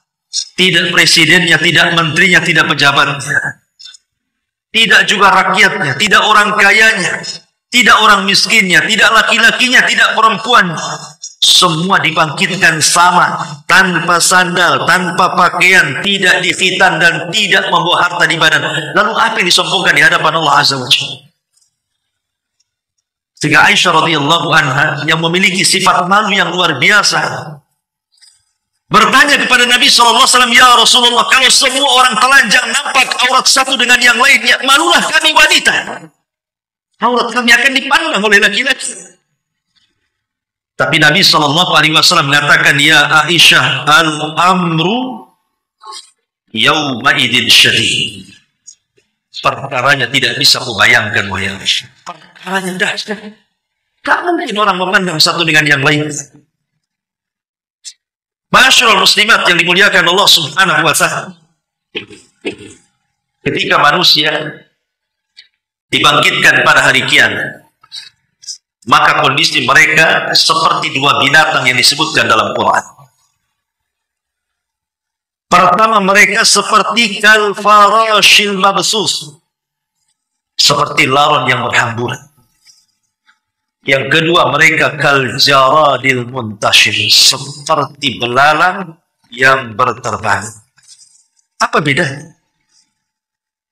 Apa bedanya dua kalimat ini? Kal farashil mabsus, seperti laron yang berhamburan, dan yang kedua kal jaradil muntashir, seperti belalang yang berterbang. Ada sebagian ahli tafsir mengatakan, ada yang mengatakan dua-duanya sama untuk menunjukkan bahwa betapa bingungnya manusia saat dibangkitkan sehingga mereka harus lari ke sana, lari ke sini. Tapi ada yang membedakan. Adapun ketika Allah menyebutkan dalam surah Al-Qari'ah, al-farashil mabsus, seperti laron yang berhamburan, itu di awal kebangkitan. Jadi awal dibangkitkan manusia kondisinya seperti laron. Lihat laron.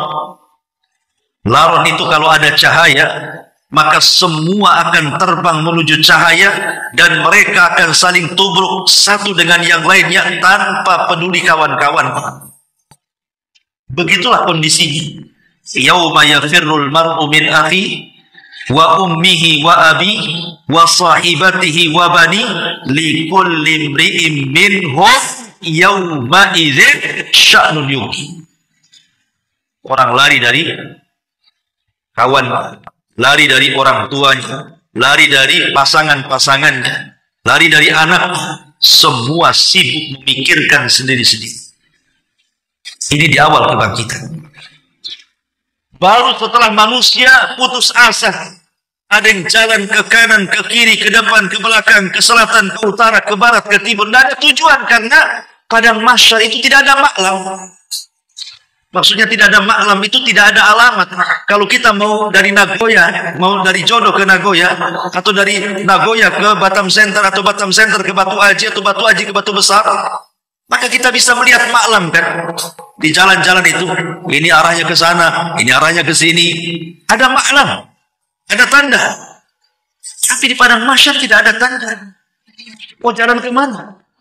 Rumah kita tidak tahu di mana kaplingnya. Sehingga mereka berhamburan ke sana kemari. Kecuali orang-orang yang beriman. Mereka tidak lari ke sana kemari. Mereka tidak seperti laron yang berhamburan. Tapi mereka dibangkitkan, tiba-tiba sudah berkumpul orang-orang dari keluarganya yang beriman yang sama ketika di dunia. Walladzina amanu wattaba'athum dzurriyyatuhum biimanin alhaqna bihim dzurriyyatahum. Dan orang-orang yang beriman, kemudian dia tularkan keimanannya kepada keluarga besarnya, maka pada hari kiamat mereka akan dibangkitkan di samping kiri kanannya, sudah berkumpul sesama keluarga yang beriman kepada Allah Azza wa Jalla.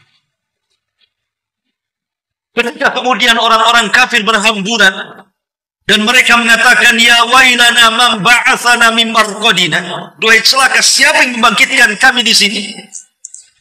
Tapi orang-orang yang beriman dengan puas hati mengatakan, hadza ma wa'ada ar-rahman wa sadaqal mursalun. Inilah janji Ar-Rahman, Allah Subhanahu wa taala, sungguh amat sangat benar janji para utusan kepada kami. Maka setelah entah berapa lamanya, akhirnya kemudian mereka mendengar panggilan dari satu titik supaya mereka berkumpul di tempat itu. Maka semua manusia yang sudah kebingungan ke sana kemari mulai terarah harus kemana mereka menuju. Itulah yang disebut kal jaradil muntashir, seperti belalang saat terbang. Belalang beda dengan lalang. Kalau lalang terbang tidak ada aturan. Tapi kalau belalang terbang dengan koloninya, maka mereka ada aturan kemana harus mengarah. Ketika panggilan itu sudah mulai dipanggil, maka semua manusia sudah ada arah oleh Allah, disuruh ke situ, ke suara itu. Cuma tidak dijelaskan berapa jauh kita harus mengarah ke suara itu. Karena masing-masing orang yang menuju ke suara itu macam-macam. Ada yang berjalan dengan kakinya sehingga sampailah di suara itu. Ada yang mengendarai dengan kendaraan, akhirnya cepatlah dia sampai ke suara itu. Ada yang berjalan dengan wajah, sehingga harus merangkak sampai kepada suara itu. Bahkan Imam Ibnu Katsir rahimahullah ta'ala mengatakan bahwa man mata ala syai'in bu'itsa ala syai'in. Siapa yang mati di atas sebuah kebiasaan, maka dia akan dibangkitkan sesuai dengan kebiasaan. Kalau kebiasaan di dunianya dia sombong congkak, merasa besar di hadapan Allah, merasa besar di hadapan manusia, nanti pada hari kiamat dikecilkan badan. Yuhsyaruna al-mutakabbiruna yaumal qiyamati ka'amsalidz dzar, kata Rasul. Akan dikumpulkan orang-orang yang sombong pada hari kiamat seperti zar. Zar itu seperti, sementara dia harus berjalan ke tempat panggilan itu, dia harus tersiap-siap dengan orang yang besar-besar. Itu kan sampai. Ada orang yang kemudian dibangkitkan sementara tidak ada daging melekat di wajah. Mereka lah orang-orang yang ketika di dunia suka meminta-minta. Tanpa ada alasan yang benar dia meminta-minta. Bahkan pada hari kiamat ada orang yang berjalan pincang seperti orang yang berpoligami dan tidak adik. Pincang jalan miring. Iman sampai. Bahkan ada orang yang kemudian dibangkitkan oleh Allah Subhanahu wa taala sementara mereka berhamburan dengan darah, meminum racun, terlilit lehernya, boleh jadi saat kematiannya disebabkan karena bunuh diri dia. Tapi itu orang-orang yang berdosa. Maka orang-orang yang beriman pun sama. Ada yang ketika dibangkitkan tiba-tiba dia mengatakan labbaik Allahumma labbaik, karena saat di dunia dia mati sedang haji atau umrah. Ada yang dibangkitkan dibaca Al-Quran, karena ketika mati dia sedang membaca Quran. Ada yang dibangkitkan sedang berzikir lisannya, karena ketika dia mati di atas zikir kepada Allah Azza wa Jalla. Maka orang dibangkitkan itu sesuai dengan kematiannya. Dan ketika itu ma'asyiral muslimat yang dimuliakan Allah Subhanahu wa taala, kondisi manusia terbagi menjadi 5 kelompok. Manusia akan terbagi menjadi 5 kelompok. Yang pertama ashabul faqr. Siapa ashabul faqr? Orang-orang yang hidup di antara 2 nabi. Nabi pertama sudah hilang ajarannya, nabi kedua pula belum muncul pula ajarannya. Sehingga dia tidak mendapatkan ajaran nabi lama dan tidak mendapatkan ajaran nabi baru karena mati sebelum diutus. Tidak tahu syariat. Atau boleh juga dikiaskan orang-orang yang hidup dalam hutan belantara. Tidak ada ustaz, tidak ada kiai, tidak ada tuan guru, tidak ada syekh, tidak ada ulama yang masuk ke hutan itu menyampaikan Islam. Mereka hanya tahu agama moyang mereka saja. Itulah ashabul faqr. Maka ashabul faqr akan dikumpulkan di arasat, tempat yang sangat padang sekali. Kemudian mereka akan diuji oleh Allah Subhanahu wa taala dengan api. Siapa yang masuk ke dalam api itu, maka dia masuk ke dalam surga. Dan siapa yang tidak mau masuk ke dalam api itu, Allah masukkan ke neraka. Apakah dikekalkan dalamnya? Wallahu a'lam. Kemudian yang kedua, selain ashabul faqr, mereka adalah orang-orang yang mati sebelum balik.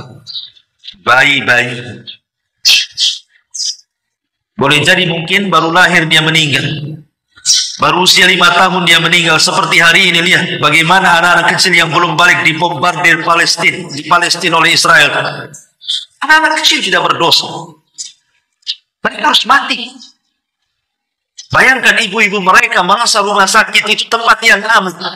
Akhirnya anak-anak mereka dititipkan rumah sakit. Tiba-tiba dipotong rumah sakit itu. Sebayangkan anak-anak kecil bergelimpangan nyawanya. Dan pada hari kiamat, di mana mereka? Ada yang mengatakan bahwa tergantung orang tuanya. Kalau orang tuanya beriman, maka akan disertakan dengan orang-orang yang beriman. Kalau orang tuanya kafir, maka akan disertakan dengan kekafiran. Tapi pendapat yang kuat tidak. Anak-anak yang belum balik dari kalangan orang kafir, ataupun anak orang-orang yang beriman, maka mereka akan Allah Subhanahu wa taala masukkan ke dalam surga. Walaupun kemudian menjadi perselisihan para ulama tentang anak-anak kecil. Ada yang mengatakan mereka di surga. Ada yang mengatakan mereka digabungkan dengan ashabul a'raf yang berada di antara neraka dan surga itu. Ada juga yang mengatakan tergantung bapak-bapaknya. Kalau bapaknya kafir ya di neraka. Kalau bapaknya di surga dia masuk surga. Ada juga ulama mengatakan tawakuf, tidak mau komentar. Ada juga yang mengatakan mereka akan menjadi para pembantu di surga. Ada yang mengatakan mereka akan diuji juga di akhirat. Maka siapa yang taat kepada Allah masuk surga, dan siapa yang taat kepada bermaksiat kepada Allah, maka dia masuk neraka. Dan inilah pendapat yang banyak dikuatkan para ulama. Wa huwa qaulun mu'dham ahli sunnati wal jamaah. Seperti pendapat Abu Hasan al-Asy'ari dan yang lain. Tetapi wallahu a'lam, al-Imam An-Nawawi rahimahullahu ta'ala, mereka atau dia mengatakan bahwa beliau tawakuf. Yang jelas bahwa Imam Nawawi mengatakan wastalis wa huwa sahih alladzi dzahaba ilaihi al-muhaqqiqun. Pendapat yang ketiga maksudnya pendapat yang masuk dalam surga. Jadi mereka semua bayi-bayi itu, baik bayinya orang kafir atau bayinya orang yang beriman, semuanya akan masuk ke dalam surga. Berdasarkan hadis Ibrahim, ketika Rasul melihat Ibrahim dalam peristiwa Mi'raj, di sekeliling Ibrahim banyak anak-anak. Banyak anak kecil, ya. Kemudian Nabi Shallallahu Alaihi Wasallam melihat itu. Dari sini para ulama mengatakan bahwa anak-anak kecil itu semua masuk surga. Ma'asyiral muslimin yang dimuliakan Allah Subhanahu Wa Taala, ini kelompok yang kedua. Kelompok yang ketiga, mereka adalah orang-orang kafir dan musyrik. Orang-orang kafir, orang-orang musyrik, orang munafik, munafik i'tiqad ya, bukan munafik amal. Maka tidak syak lagi mereka masuk ke dalam neraka, dikekalkan di dalamnya selama-lamanya. Adapun yang keempat, orang-orang yang beriman. Maka orang-orang yang beriman tergantung kepada keimanan. Ada yang masuk surga awaliyah. Mereka masuk surga tanpa hisab dan adab karena punya kesempurnaan taubat. Tapi ada yang masuk surga belakangan karena dia harus masuk neraka dan dibersihkan dosa-dosanya, dan semuanya dibawa kehendak Allah Subhanahu Wa Taala. Kemudian yang terakhir, yang kelima, binatang. Binatang akan dikumpulkan di sebuah tempat yang sangat padat, disaksikan mukmin dan kafir dan seluruh manusia sejak zaman Nabi Adam sampai yang terakhir mati. Kemudian mereka dihisab. Sampai binatang yang bertanduk akan dipindahkan tanduknya kepada binatang yang tidak bertanduk. Kemudian Allah mengatakan, tanduklah dia sebanyak dia menanduk kamu. Terjadi keadilan. Maka ketika semua manusia, binatang terjadi kisah satu dengan yang lain, bentuk hisab dan keadaan Allah, tiba-tiba Allah mengatakan, kuni turaba, jadilah kalian tanah. Binatang tidak diadab, binatang itu hanya dihisab saja. Mereka jadi tanah. Maka orang-orang kafir ketika melihat binatang jadi tanah, mereka pun mengatakan, ya laitani kuntu turaban. Duhai kiranya aku pun jadi tanah seperti binatang itu. Ma'asyiral muslimat yang dimuliakan Allah Subhanahu Wa Taala. Manusia ketika di padang mahsyar ada beberapa kekhususan. Kekhususan yang merupakan manusia-manusia yang ada di padang mahsyar. Yang pertama, tadi sudah dijelaskan, mereka tidak berpakaian, tidak dikhitan, tidak beralaskan sandal, dan tidak membawa harta di badan. Yang kedua, wajah-wajah mereka tertutup. Wa'anatil wujuh lil hayyil qayyum wa qad khaba man hamala dhulma. Semua wajah tertunduk di hadapan Allah yang maha hidup lagi maha mengurus makhluk-makhluknya. Sungguh rugi orang yang membawa kezaliman saat ini. Qulubun yawma idzin wajifah. Hati manusia pada hari itu sangat wajib. Yang ketiga, mereka tidak ada yang bicara. Itu pun tidak ada yang bicara. Karena Allah yang mengatakan, hadza yaumul la yantiqun wa la yu'dzanu lahum faya'tadzirun. Inilah hari ketika mereka tidak dapat bicara, mereka tidak diizinkan bicara sehingga dapat meminta maaf. Memang Allah bisukan, tidak bisa bicara itu, langsung stop mulut itu. Allah buat bisu semuanya supaya tidak ada orang yang minta maaf. Yang keempat, mereka dilupakan oleh keluarga. Lupa keluarga dan dilupakan oleh keluarga. Ya ayyuhan nasu taqu rabbakum inna Wahsyau yawma la yajzi walidun an waladihi wala mauludun huwa jazin an walidihi syai'an. Wahai manusia, bertakwalah kepada Tuhanmu dan takutlah akan hari yang ketika itu seorang bapa tidak dapat membela anaknya dan seorang anak tidak pula mampu membela bapaknya. Bahkan mereka tidak mau saling ketemu. Nggak mau ketemu. Istri tidak mau ketemu dengan suami, suami pun tak mau ketemu dengan istri. Anak tidak mau ketemu bapak, bapak pun tak mau ketemu anak. Kenapa? Karena takut dimintai pahala. Dulu kamu jadi seorang istri, hakmu kurang menjadi seorang istri, kau zalim kepadaku, mana pahalamu? Istri terbalik ngomong sama suami, kau dulu tidak bertanggung jawab juga, kau punya dosa kepadaku, sini pahalamu. Karena takut dituntut satu dengan yang lainnya, makanya keluarga itu dilupakan. Pada hari ketika manusia lari dari saudaranya, lari dari pasangannya, lari dari ibu bapaknya, karena takut dituntut haknya masalahnya. Lah hari itu manusia tidak mau ketemu orang. Dan itu khususan di padang mahsyar. Dan kondisi mereka berlutut di hadapan Allah. Wa tara kullu ummatin jathiyah. Pada hari itu engkau lihat setiap umat berlutut kepada Allah Subhanahu wa ta'ala. Dan kita bisa bayangkan, matahari didekatkan 1 mil di atas kepala. Kemudian keringat bercucuran sampai 70 hasta keringat itu. 70 hasta. Jadi keringat yang kita keluarkan itu dimakan oleh bumi sampai bumi pun kemudian sudah tidak ada lagi yang bisa diserapnya. Akhirnya kemudian keringat itu terpaksa kemudian mengalir di atas bumi sepanjang 70 hasta. Yang kalau perahu dijalankan bisa jalan di atasnya. Maka manusia kepanasan ketika itu. Sehingga Allah Rasulullah SAW mengatakan tudna syamsu yaumal qiyamah.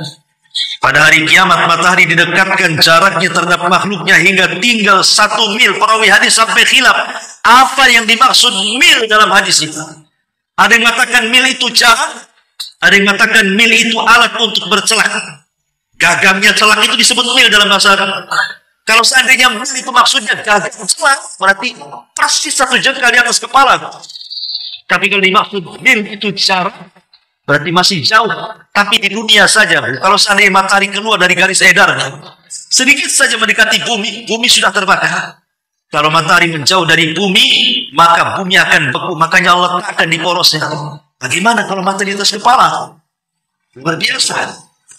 Tapi ada orang-orang yang mendapatkan naungan dari panasnya matahari. Yaumala sab'atun yudhilluhumullahu fi dhillihi yaumala dhilla illa dhilluh. Ada orang-orang yang akan mendapatkan naungan, tidak akan kepanasan dengan matahari, karena dia mendapatkan naungan arsy Allah Subhanahu wa ta'ala. Dan mereka ada disebutkan kelompok-kelompoknya 7 kelompok. Dan ketika itu